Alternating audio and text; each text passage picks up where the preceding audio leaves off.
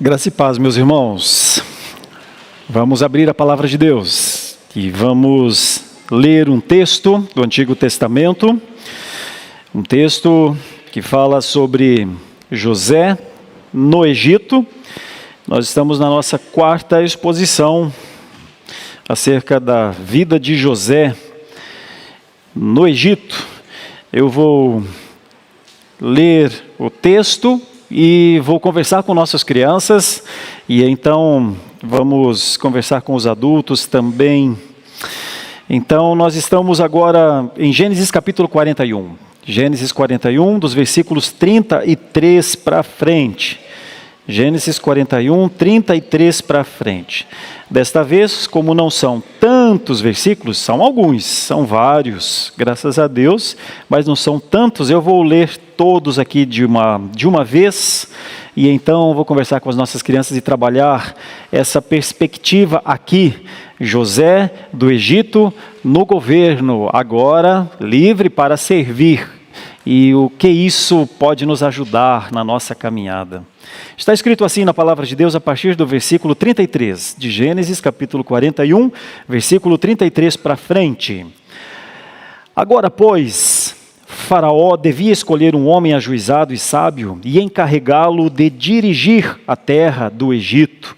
Faraó devia fazer isto: pôr administradores sobre a terra e recolher a quinta parte dos frutos da terra do Egito nos 7 anos de fartura. Esses administradores deviam ajuntar toda a colheita dos bons anos que virão, recolher cereal por ordem de Faraó para mantimento nas cidades e guardá-lo em armazéns. Assim, o mantimento servirá para abastecer a terra nos 7 anos da fome que haverá no Egito, para que a terra não seja destruída pela fome. O conselho agradou a Faraó e a todos os seus oficiais. Então Faraó perguntou aos seus oficiais: será que poderíamos achar alguém melhor do que José? Um homem em quem está o Espírito de Deus? Depois Faraó disse a José: visto que Deus revelou tudo isto a você, não há ninguém tão ajuizado e sábio como você. Você será o administrador da minha casa, e todo o meu povo obedecerá à sua palavra. Somente no trono eu serei maior do que você. E Faraó disse mais a José: eis que eu o constituo autoridade sobre toda a terra do Egito. Então Faraó tirou o seu anel sinete da mão e o pôs no dedo de José. Mandou que o vestissem com roupas de linho fino e lhe pôs no pescoço um colar de ouro. E o fez subir na sua segunda carruagem, e clamavam diante dele: inclinem-se todos. Desse modo deu-lhe a autoridade sobre a terra do Egito. Disse ainda Faraó a José: eu sou Faraó, mas sem a minha ordem ninguém poderá fazer nada. Mas sem a sua ordem ninguém poderá fazer nada em toda a terra do Egito. E Faraó chamou José de Zafenate-Paneia e lhe deu por mulher Azenate, filha de Potífera, sacerdote de On. E José percorreu toda a terra do Egito. José tinha 30 anos de idade quando se apresentou a Faraó, rei do Egito, e andou por toda a terra do Egito. Nos 7 anos de fartura, a terra produziu com abundância. E José ajuntou todo o mantimento que houve na terra do Egito durante os 7 anos e o guardou nas cidades. O mantimento do campo ao redor de cada cidade foi guardado na mesma cidade. Assim, José ajuntou muitíssimo cereal, como a areia do mar, até perder a conta, porque ia além das medidas. Antes de chegar a fome, nasceram 2 filhos a José, os quais lhe deu Azenate, filha de Potífera, sacerdote de On. Ao primogênito José chamou de Manassés, pois disse: Deus me fez esquecer todo o meu trabalho e toda a casa de meu pai. Ao segundo deu o nome de Efraim, pois disse: Deus me fez próspero na terra da minha aflição. Passados os 7 anos de abundância que houve na terra do Egito, começaram os 7 anos de fome, como José havia predito. E havia fome em todas as terras, mas em toda a terra do Egito havia pão. Quando toda a terra do Egito começou a sentir fome, o povo clamou a Faraó por pão. E Faraó dizia a todos os egípcios: vão falar com José e façam o que ele disser. Havendo, pois, fome sobre toda a terra. José abriu todos os celeiros e vendia aos egípcios, porque a fome aumentava na terra do Egito. E todas as terras vinham ao Egito para comprar de José, porque a fome aumentava em todo o mundo. Oremos mais uma vez. Senhor nosso Deus, essa é a sua palavra, um texto preservado, texto histórico preservado, para que isso possa ser uma espécie de alimento para nós hoje. E nós nos alimentamos da tua palavra para viver. Agora abençoa-nos no entendimento, na interpretação, com a iluminação do teu Espírito. É o que precisamos, todos nós, sem exceção. Em nome de Jesus, amém. Nossas crianças que participam adorando, servindo, trabalhando ao Senhor neste primeiro dia da semana, o domingo, dia do Senhor. Você que está com a sua prancheta em mãos, o pastor gostaria que você fizesse 4 pequenos desenhos na sua folha, 4 pequenas ilustrações. A primeira ilustração ela já está aqui na nossa mesa, é o trigo. Isso aqui está simbolizando o trigo. Isso que está aqui nesses pequenos vasos transparentes. Trigo.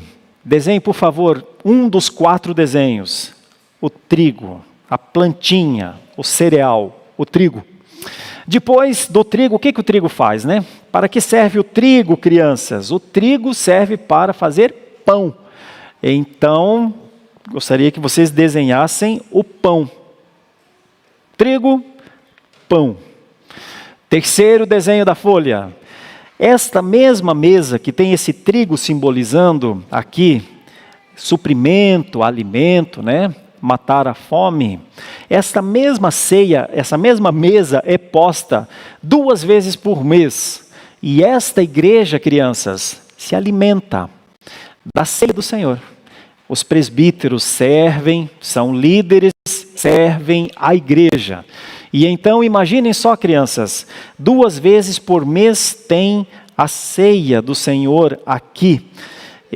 Imagine isso, são 24 vezes num ano, em 10 anos, são 240 vezes que um presbítero serve a ceia do Senhor aqui. Então o terceiro desenho desenhe a mesa, aquela mesa que você sempre vê.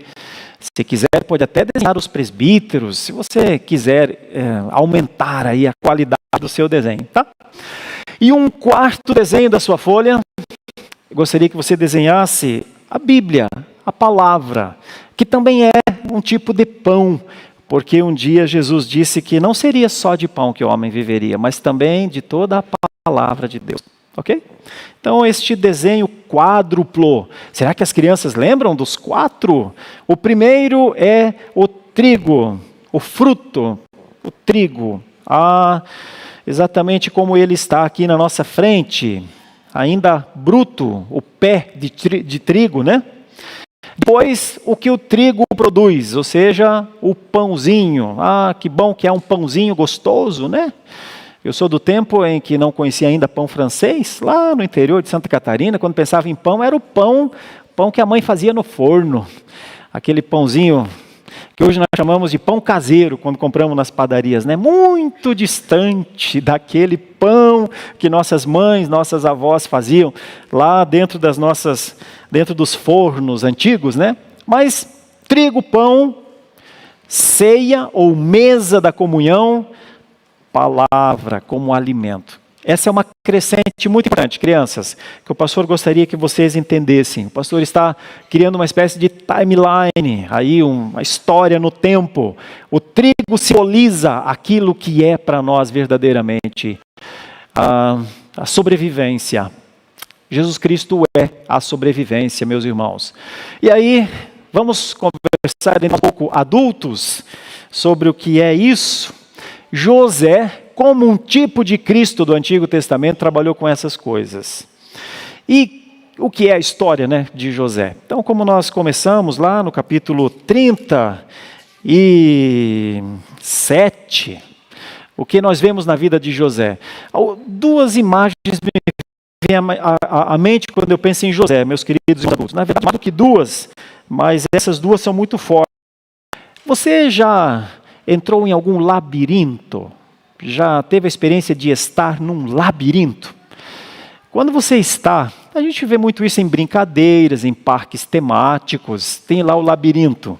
É uma sensação de muito desconforto quando você está num labirinto, sabe que tem uma saída, mas você não vê.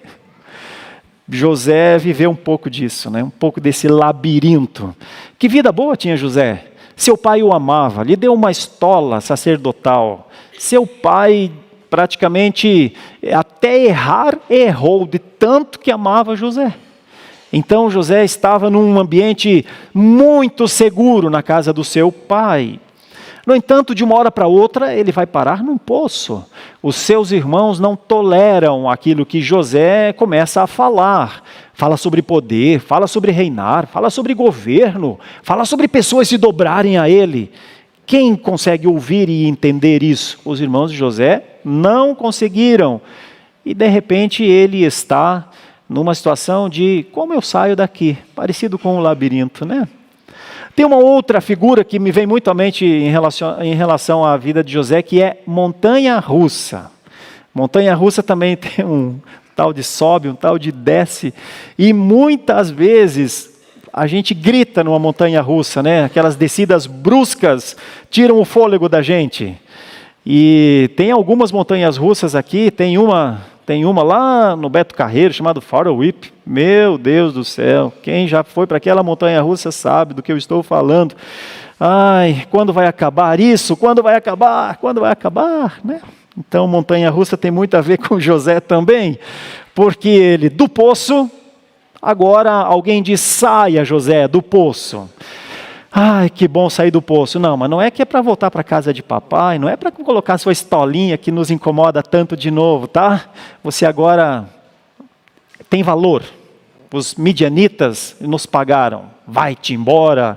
Puxa, mas parecia tudo tão bom. E então agora ele não é só um desprezado na casa do seu pai, agora ele é um escravo. E tem um texto que diz que ele foi algemado, ele foi acorrentado, porque você pode pensar que ele foi tratado como um menino mais novo, né? Como a gente brinca hoje nos dias, filho criado por vó, mas não, José presinho, aos 17 anos, mais ou menos, e agora ele vai para a casa de Faraó, ele está vendido como escravo, agora ele trabalha lá na casa de Faraó, não deixa de ser ainda um escravo, mas não está na cisterna, mas não está na mão dos ismaelitas, nem dos midianitas. Ele está, de certa forma, em um local bom. Mas e quando vem a tentação? E quando a tentação agora o arrasta? Faça o que eu quero, José, dizia a mulher de Potifar. Mas e como fazer o que ela queria? Diante de um Deus que ele conhecia, como fazer o que ela queria ser? O que ela queria o levaria a uma situação insustentável diante daquele que lhe concedeu benefícios para trabalhar, como também diante daquele que ele sabia que estava no controle. Então é melhor fazer o certo. O certo é não ser corrompido, o certo é resistir. Puxa, e o custo da resistência? O custo da resistência é a prisão para José.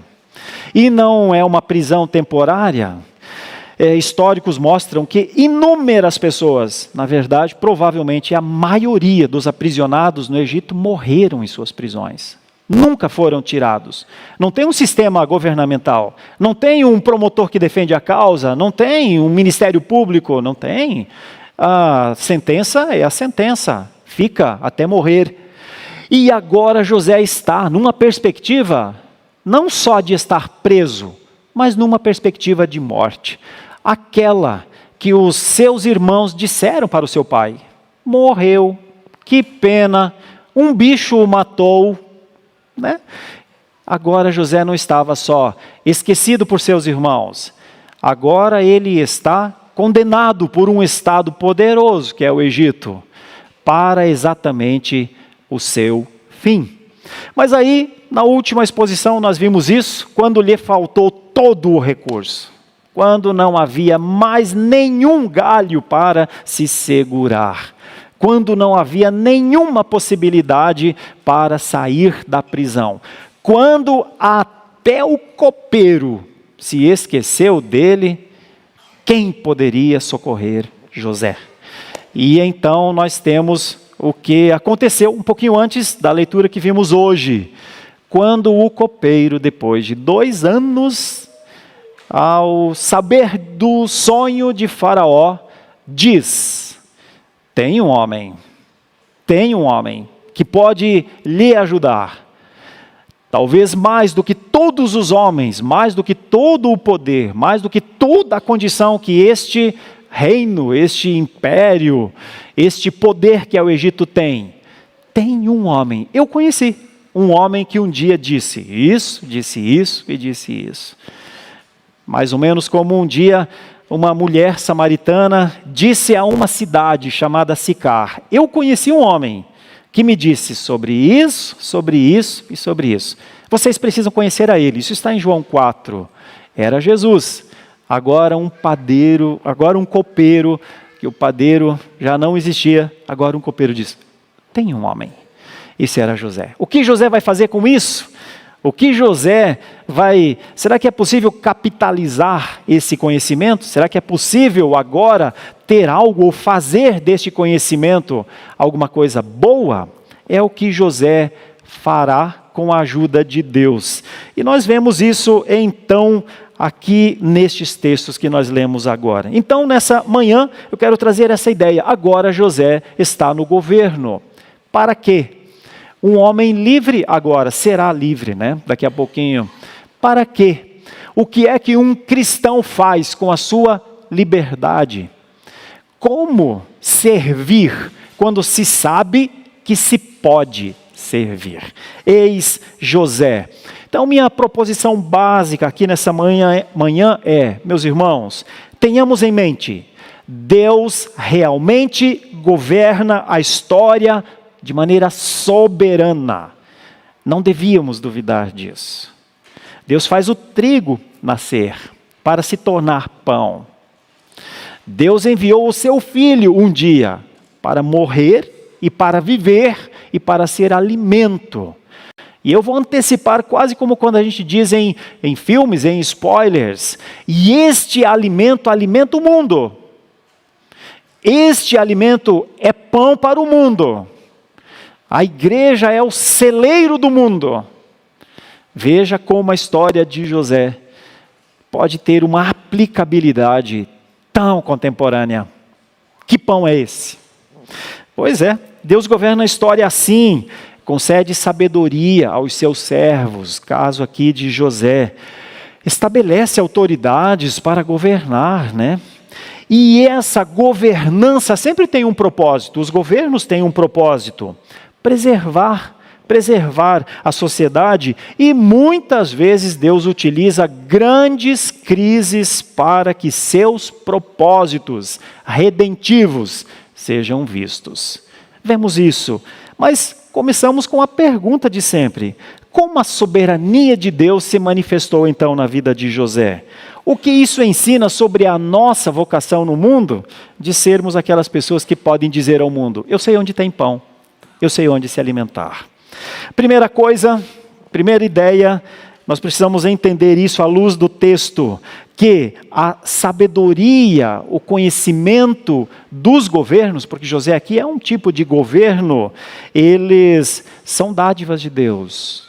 Deus presenteia o mundo através de instituições que consigam fazer o seu trabalho, o trabalho de cuidar, o trabalho de dar o bem-estar necessário, a segurança, o trabalho de dar a saúde necessária, de suprir de forma necessária. Segunda coisa que a passagem parece nos mostrar é que aqueles que Deus exalta para funções representativas, para funções que podem atingir a vida de outras pessoas, tem sempre um propósito: serviço. Então daqui a gente tira uma outra ideia muito importante no cristianismo.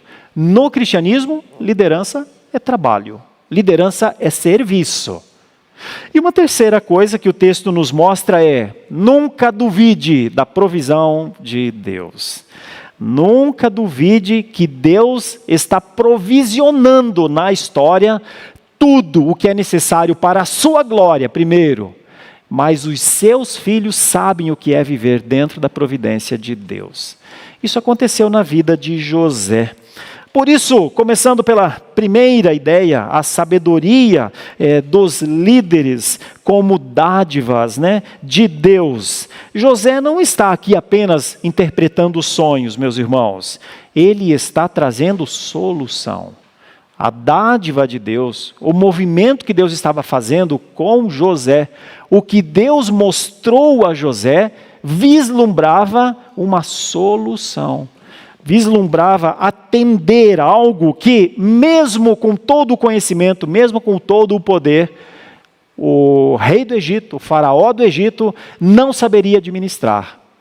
Aqui nós temos algo que se parece com economia, algo que se parece com administração, e que em alguma medida chega à ideia de planejamento. Porque vejam, o que é que José interpretou? José interpretou que haveria um tempo de fartura e haveria um tempo de escassez.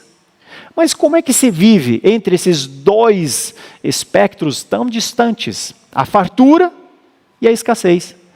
Um dia Paulo, bem depois, vai dizer uma coisa bem legal. Ele diz, se aprende. A chave dessas coisas é aprendizado. Por isso Paulo disse, eu aprendi a viver tanto na fartura quanto na escassez. Bom, mas Faraó saberia? Não, seguramente não. É por isso que Deus deu a José a condição de dizer, na fartura, precisa economizar. Muito recebeu? Muito teve? Não muito gasta, não muito usufrui. Faz o trabalho de planejar, porque nenhum de nós sabe qual será o dia das vacas magras. Aliás, esse é o ditado muito comum para nós hoje. Estou num tempo de vacas magras, esse é um tempo das vacas magras. Veja como esse aspecto aqui, bíblico, ele deveria fazer parte. Será que nenhum de nós vai ter ou teve tempos de vacas magras? E aí a gente precisa pensar, mas e quando as coisas foram bem na minha vida? Eu economizei? Eu guardei? Eu planejei? Eu fiz reservas?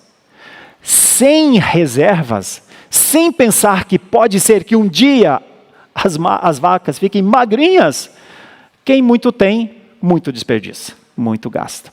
Então, nós já começamos a ter aplicação aqui, nesse comecinho. Mas não é só isso, obviamente. Embora o Egito possuísse uma ciência muito avançada, embora havia especialista em todas as áreas, no que Faraó queria, no que Faraó precisava revelar o seu sonho, o próprio Egito fracassou. É quando surge esse jovem hebreu, então, que começa a nos mostrar aqui também um padrão de Deus. Deus já fez isso não só com José. Moisés também ficou diante dos sábios do Egito. Logo depois, os sábios continuavam lá, mas Deus foi levantando pessoas. Primeiro José, depois Moisés. Deus vai usar Daniel num tempo posterior também, diante, mais uma vez, dos sábios, dos magos da Babilônia. Deus vai usar Pedro, João, muito tempo depois, diante do Sinédrio. E Deus, nesse padrão, vai usar, inclusive, ou até a infância de Cristo fazem parte, quando ele, aos 12 anos, está diante dos doutores da lei.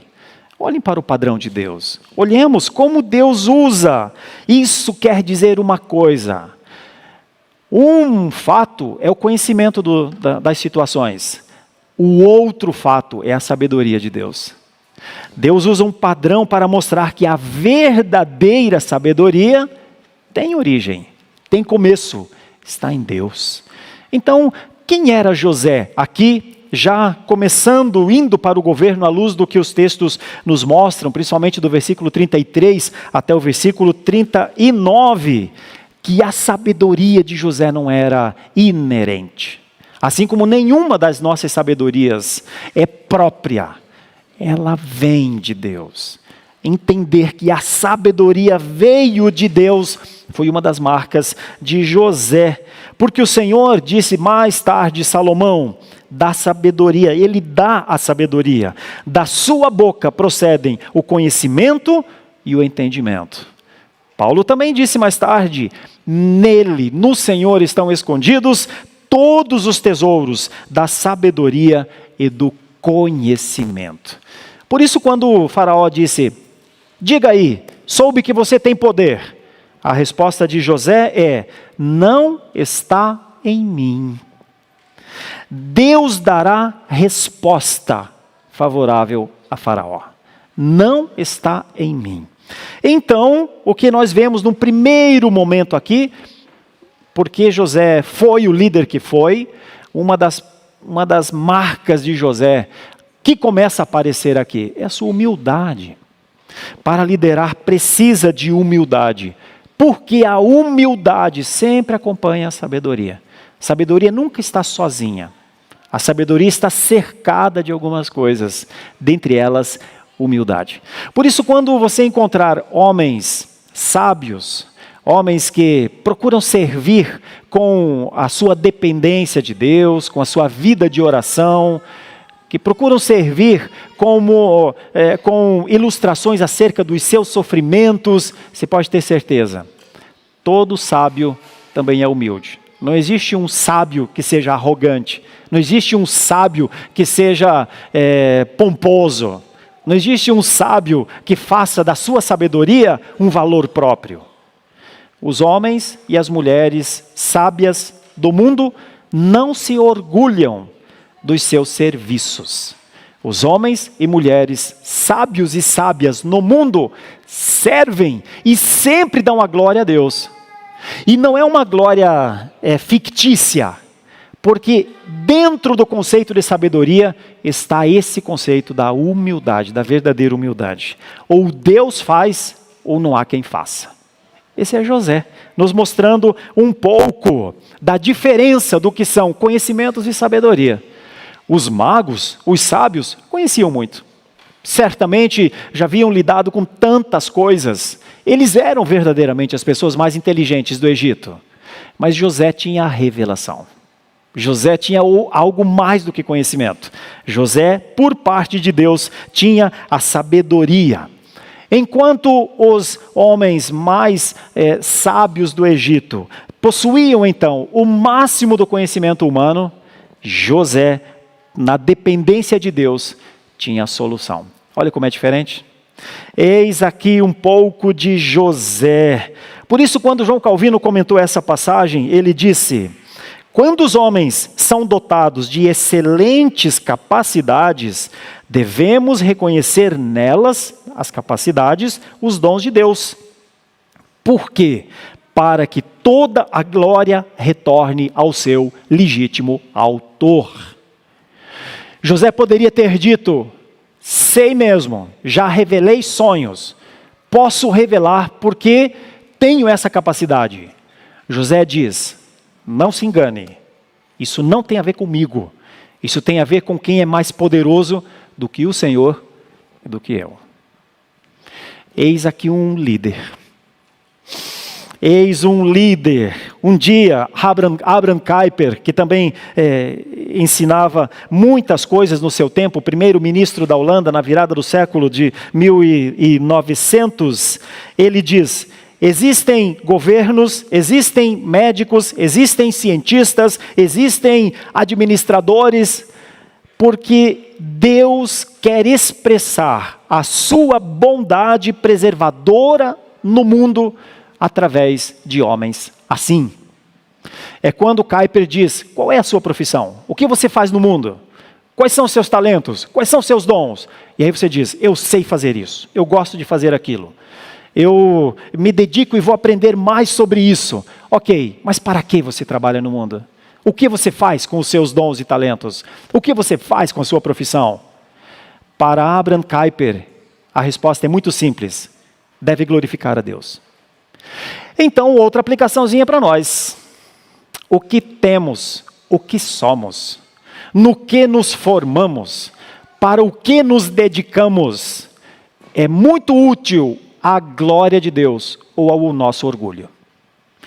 É só a gente responder para que serve o que Deus nos deu.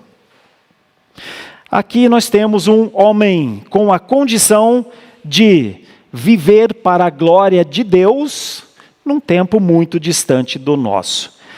Excelência, meus irmãos, excelência, aquela coisa alta, perfeita, sem Deus, é combustível para a arrogância.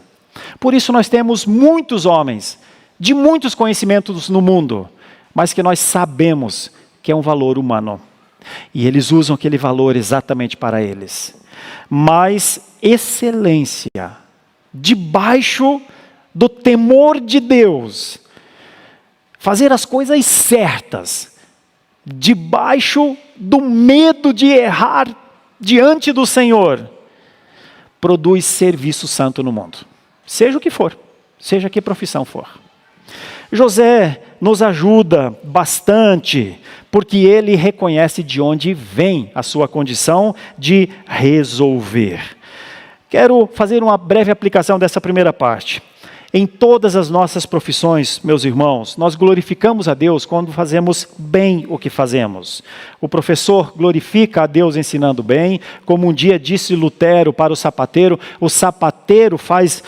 fazendo o sapato bem feito, glorifica a Deus. O homem político que representa a sua cidade, o seu estado, glorifica a Deus quando exerce o seu trabalho com justiça. O estudante glorifica a Deus quando estuda, porque ele é estudante, então o estudante tem que estudar. Estudante não frequenta escola, estudante estuda conteúdo, e isso glorifica a Deus, mais do que uma nota que ele tira, glorifica a Deus, porque ele está cumprindo a sua perspectiva. Por isso, José nos ajuda bastante sobre entender como glorificar a Deus através dos nossos dons, dos nossos talentos. Essa foi a vocação de José. Ele não apenas diz o que Faraó tem que fazer. Ele não apenas orienta Faraó em termos de economia e de administração. Ele é um servo de Deus para a preservação do seu povo. Será que ele sabia de tudo isso nessa hora? Provavelmente não. Mas uma coisa ele sabia: Deus governava a sua vida. Então, isso é dentro de um labirinto? Deus governa a vida até quando estamos dentro de um labirinto. Isso é numa montanha russa? Deus governa e providencia as nossas necessidades. Um dia a montanha russa chega ao seu final. Enquanto isso, Senhor, sustenta-me, Senhor, era o que José tinha. Segunda coisa que essa passagem nos mostra é que quando Deus exalta alguém, tem um propósito, e o propósito nunca é a glória própria. Isso é só um avanço do que foi a primeira divisão, e é um problema para nós. Sério, é um problema grave para nós. O que fazer com a glória? O que fazer com o elogio? O que fazer com os presentes? O que fazer com a demonstração de honra, muitas vezes? O que fazer com aquilo que nós gostamos de receber? Nós, igreja, nós crentes. Quem de nós não gosta quando as pessoas dizem: você é crente? Ah, então você não mente. Então você é um homem e uma mulher que fala a verdade, né? Quem de nós não gosta de receber um elogio? Puxa, olha, viram em mim que eu sou uma pessoa de bem. Quem não gosta de ouvir: puxa, eu vejo como você cuida dos seus filhos, da sua esposa, parabéns, você realmente é uma pessoa séria.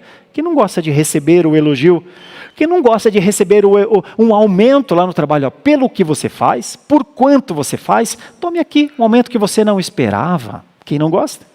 Quem não gosta de, depois de um trabalho árduo, difícil, sofrido, quando se entrega uma tese, uma monografia, uma dissertação, ouvir do seu professor, né, os nossos professores, temos muitos professores aqui, quem não gosta de ouvir: puxa, você me surpreendeu, olha, parabéns, hein?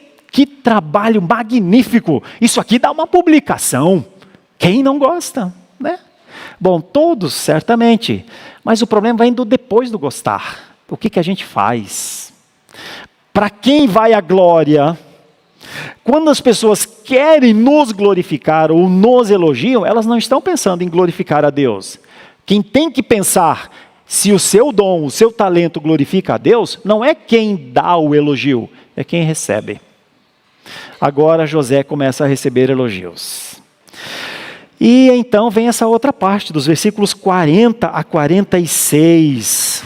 13 anos antes, só 13 anos antes, José era um escravo. Algumas horas antes, José era um prisioneiro. Agora, ele é governador.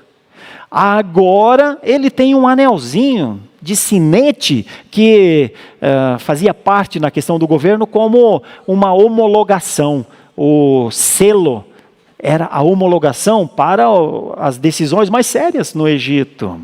Agora, ele só não é Faraó, porque Faraó e é uma descendência, é uma questão de dinastia mesmo, é uma questão de poder familiar. Agora ele é como se fosse um secretário de Estado. Nós não temos essa figura no nosso governo aqui no Brasil. Estados Unidos tem um homem chamado secretário de Estado. E outros países também. E em outros lugares o primeiro-ministro. Agora José é isso. Que mudança extraordinária! Para nós que conhecemos a frase, quer conhecer um homem? Dê poder a ele. O que se esperar agora? Do homem que num momento é escravo, logo depois é prisioneiro, agora é governador. O que ele vai fazer com o poder? Se deixar conhecer. É isso que José é. Então, essa mudança aparentemente repentina, não é tão repentina assim, porque os 13 anos de sofrimento, os 13 anos de solidão, os 13 anos de injustiça, são para José do Egito agora no governo o resultado da sua preparação. O que José aprendeu com todos aqueles tempos, né? Tão difíceis? Foi a escola. Ele estava na escola. Mais ou menos como eu falando aqui com as crianças. Primeiro o trigo, depois o pão, depois a ceia, a mesa, e depois a palavra de Deus. Olha, sem aprendizado, sem uma escola cristã, não se entende essas coisas. Se você falar do trigo para qualquer pessoa fora da igreja, eles não vão ter nenhuma conexão, não vão fazer nenhuma conexão do trigo com a pessoa de Cristo. Se você falar sobre o pão da vida, ninguém vai dizer que o pão da vida é Cristo. Se você falar sobre a mesa do Senhor, para pessoas que não têm uma vida eclesiástica, uma vida, fica pensando, fica discutindo se é assim que deve ser a ceia, se não deve ser de outras formas, hóstias ou outras formas.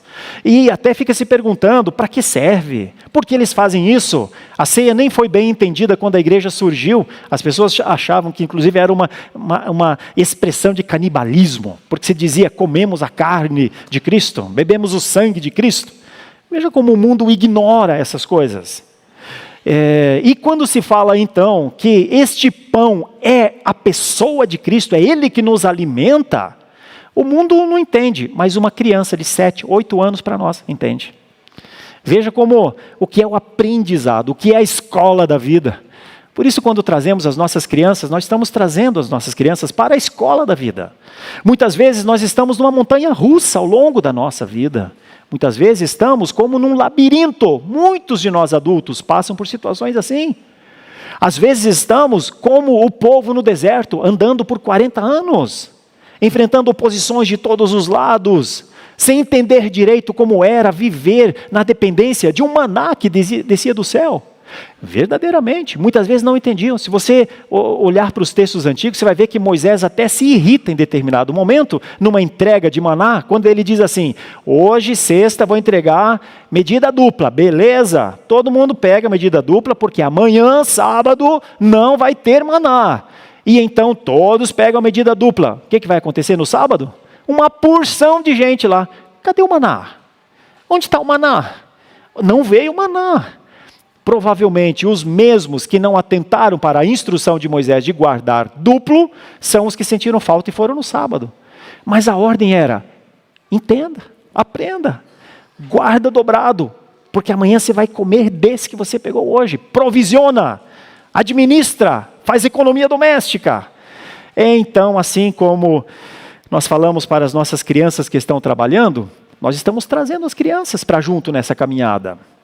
O povo viveu 40 anos com seus filhos, aprendendo como ser gente, aprendendo quem era o seu Deus, aprendendo a temer o Senhor e amando a providência de Deus. Por isso, crianças, que bom que vocês estão aqui, estudando com papai, com mamãe, aprendendo sobre quem Deus é e como Deus nos governa. Essa ideia aqui de Deus exalta pessoas para que elas sirvam no mundo é muito clara aqui nessa passagem. Mas também não é só com José. Quando Davi foi ungido, ele não reinou imediatamente. Não tenho a ideia clara dos anos, mas vários anos depois é que ele vai reinar definitivamente. Bom, quando Moisés foi chamado, antes de Moisés, havia 40 anos de preparação no deserto. Veja como Deus vai trabalhando nas pessoas. Quando o apóstolo Paulo, foi chamado para servir, mas antes de ele ser o Paulo que nós conhecemos, ele ficou anos lá na sua cidadezinha em Tarsis, sendo preparado. E ainda mais, Cristo ficou 30 anos, Jesus ficou 30 anos em praticamente anonimato. Tem uma ou duas expressões quando ele vem criança no colo de Maria, até o templo, no momento em que Simeão o reconhece. Depois, com 12 anos, quando ele vai ao templo e ensina os doutores, mas o seu ministério mesmo começa aos 30 anos. E agora isso acontece com José também. Agora não, antes já havia acontecido com José também. É com 30 anos que este homem vai entender que todas as coisas cooperam para o bem daqueles que amam a Deus. Quando Deus chama pessoas para si, é para o serviço. Nem sempre essas pessoas entendemos que nós somos chamados para servir. Nós fomos chamados para a glória de Deus. Nós fomos chamados para representar a vontade de Deus no mundo. Mas em meio a este chamado, este serviço, nossa vida muitas vezes é montanha-russa, é labirinto, é caminhar pelo deserto. E vejam, não foram só esses movimentos que o povo teve. Mesmo depois, quando estava na Terra Prometida, lá em Jerusalém, mesmo depois, quando as grandes festas aconteciam em Jerusalém, festa da Páscoa, festa da Lua Nova, festa da colheita, o povo vinha dos lugares mais distantes e sofria perseguição nos montes. Por isso o salmista diz: elevo os meus olhos para os montes, de onde me virá o socorro? Porque eles viviam em meio à perseguição. Mas o próprio salmista diz: o meu socorro vem do Senhor, vem de Deus, que fez os céus e que fez a terra. Então, disso a gente aprende muito com José. Deus levanta sim pessoas. O que esta pessoa chamada para uma determinada função deve fazer? Primeiro de tudo, agradecer a Deus. Entender que foi ação de Deus. Perguntar: Senhor, o que eu faço com este patrimônio que o Senhor colocou na minha mente, no meu coração, com essa habilidade que o Senhor colocou nas minhas mãos, com essa inteligência que o Senhor me deu para prescrutar coisas que talvez outras pessoas não fazem. E é isso que José nos ensina. Ele serve a Deus. Assim como depois, em outro momento, Daniel serviria a Deus na Babilônia.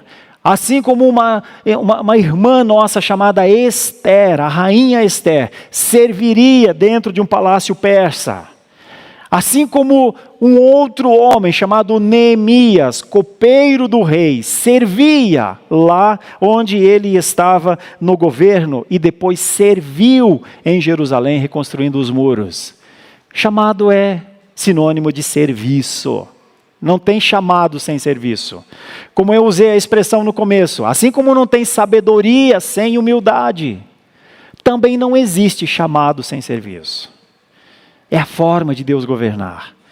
Foi isso que José deixou aqui como um legado de um líder que realmente serve ao Senhor. Por isso, na nossa confissão de fé de Westminster, na pergunta 23, falando sobre o governo de Deus, lá está escrito: Deus, o Supremo Senhor e Rei de todo o mundo, instituiu lideranças para a sua própria glória e para o bem público. Eis-nos aqui, meus irmãos, aprendendo um pouco com José, agora um líder no Estado, um homem que precisaria servir. Mas, e a nossa última perspectiva aqui a obra de José então era ser governador? Será que era isso? O que Deus queria era levantar um governador para mostrar como é que um governador deve governar? E a resposta provavelmente é não. A maior obra de José não era governar.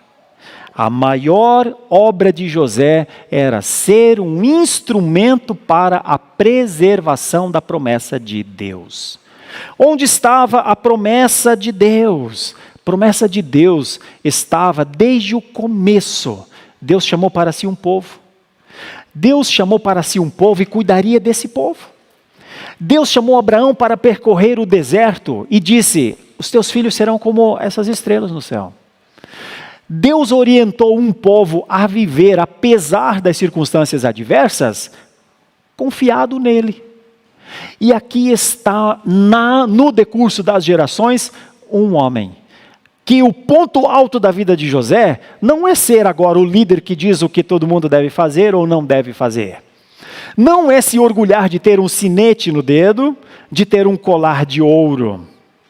A missão de José é preservar a promessa de Deus. Bom, nós temos isso dos versículos 47 até o 57. É porque à primeira vista isso aqui parece uma narrativa sobre finanças, né? Mas na verdade é uma narrativa sobre pacto. Na verdade, é uma narrativa que vai muito além de sabedoria para preservar trigo, em relação a tempos que não haveria trigo. Deus está preservando uma linhagem que vai chegar ao Messias. Estes propósitos de Deus, hein?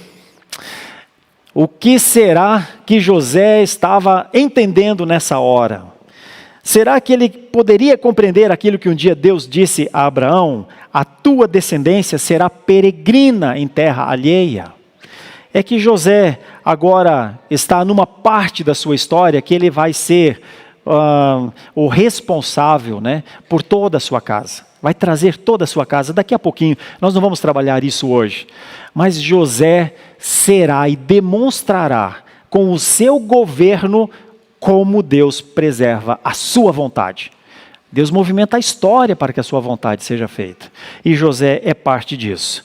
Em algum momento, José vai descobrir que o Egito não é um acidente, que a fome não é um acidente, que a sua própria venda não foi um acidente, que a sua prisão não foi um acidente, porque tudo estava debaixo da providência de Deus. Outra coisa que José nos ensina: Deus é providente até quando as coisas vão mal para nós. Deus está no governo até quando nós pensamos que nós poderíamos tomar decisões que melhorariam nossa própria vida. Aqui nós vemos o que é providência. E de novo faço uso do Catecismo de Heidelberg, que tem uma pergunta sobre isso. O que você entende por providência? Está escrito lá no Catecismo de Heidelberg. E a resposta é essa daqui, ó. É a força onipotente e sempre presente de Deus, pela qual ele sustenta e governa o céu, a terra e todas as criaturas. Grifo meu, todas as criaturas. Porventura, Deus seria uma força onipotente só para preservar o seu povo? O Catecismo de Heidelberg diz: não, Senhor. Precisa conhecer um Deus que está além de Deus e um povo. Um Deus providente que sempre está presente, governa e sustenta o céu, a terra e todas as suas criaturas. Então, Deus não só criou o mundo, Deus governa o mundo. Deus governa o mundo. E a eloquência da igreja no mundo é uma voz, é um clamor que diz ao mundo: tem pão. Aqui tem pão. Imagine vocês, vou aplicar isso de maneira muito direta. Nós estamos aqui, a maioria de nós, a grande maioria, talvez até a totalidade talvez, já se alimenta do pão que é Cristo. E louvado seja Deus por isso. Que bom que você se alimenta. Lembra as vezes que eu falei aqui? Em torno de 24 vezes por ano a ceia do Senhor. Em dois mandatos, um presbítero ministra mais de 200 vezes a ceia do Senhor. Então você se alimenta desse pão. Você está no local em que o pão é servido. Mas imagine, nós estamos transmitindo, nosso culto é online, então nosso culto é presencial, mas com transmissão. Então, vamos pensar que dentro de uma casa, que esteja assistindo aqui aos serviços da Igreja Presbiteriana da Lapa hoje, tenha um pai, tenha uma mãe, eles se alimentam da palavra de Deus, mas seus filhos ainda não se alimentam. Ou de repente tem uma pessoa que começou a ver esse serviço, esse trabalho, está com seu dispositivo ligado, está com seu computador, sua TV na sala, lá na sala da sua casa, e de repente ele ouve isso. Aqui tem pão. Não é só aqui na Igreja Presbiteriana da Lapa que tem pão.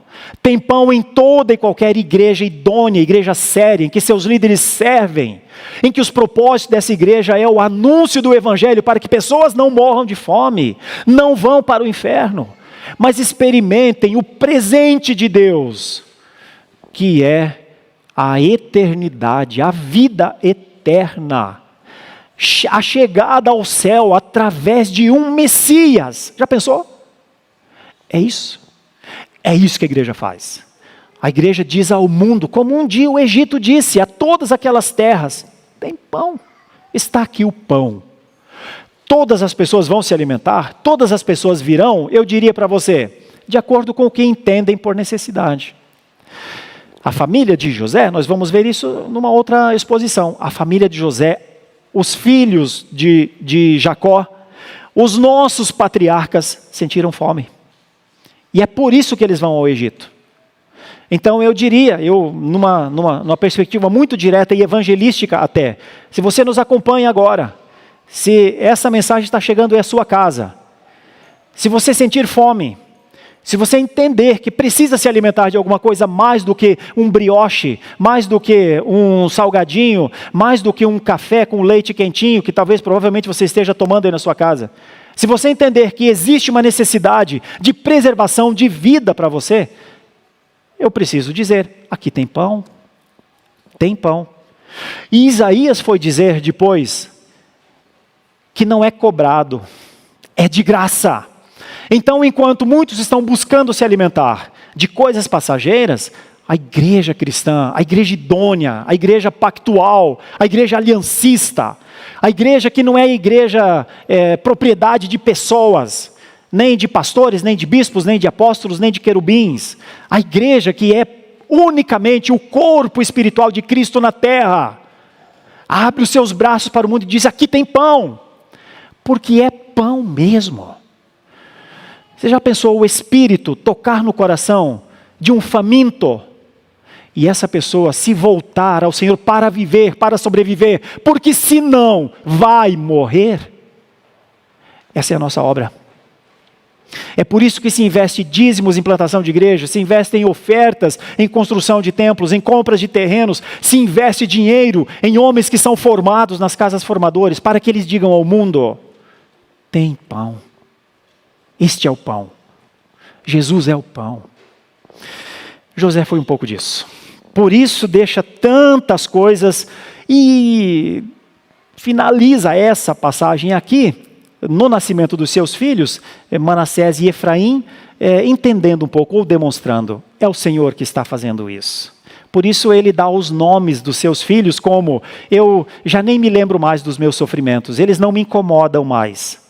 O primeiro. E o segundo, o Senhor foi quem me ajudou. Se eu prosperei, o Senhor fez isso. Eis um pouco de José, que nos ajuda a entender. Por isso, meus irmãos, eu caminho aqui para o fim dessa exposição, aplicando algumas coisas. É montanha-russa? É labirinto? É tempo de deserto na sua vida? Eu não faço alegorias, não estou querendo alegorizar nada, apenas trazendo um conceito imagético. É tempo de sofrimento? É tempo de pregar o evangelho em casa e às vezes a esposa não reage, o marido não reage, o filho, a filha não reage. É tempo de estar fazendo as coisas certas, com temor, vindo à igreja, adorando ao Senhor, sendo fiel nos recursos que o Senhor deu. Mas parece que a provisão, o sucesso, aquela expectativa não acontece. José está aqui para nos dizer que existem tempos que são os tempos de tic-tac do relógio, como eu falei na exposição, e que nenhum de nós deveria viver escravo de um cronos. Existe um Deus que não cabe, que está além de segundos, de minutos e de horas. Existe a providência que está submetida, está debaixo, está conectada à santa, boa e agradável vontade de Deus. A vontade de Deus é que acontece. Dentro das vontades de Deus, os decretos de Deus não podem ser mudados. Eis o Senhor, de José e nosso, né? Para ser adorado, para ser respeitado, para ser amado. Eis o Senhor. O ponto mais alto na vida de José sempre foi o Senhor. Nunca foi ele, sempre foi o Senhor. Então, concluamos esse ciclo aqui. O tempo está bem difícil para todo o mundo. O texto termina, né, no capítulo 41, no finalzinho, é dramática a situação. O finalzinho diz: havendo, pois, fome sobre toda a terra, esse é o estado. José abriu todos os celeiros e vendia aos egípcios, porque a fome aumentava na terra do Egito. E todas as terras vinham ao Egito para comprar de José, porque a fome aumentava em todo o mundo. Irmãos, eu concluo dizendo, a fome aumenta, viu? O mundo caminha para um estado de sequidão e de morte.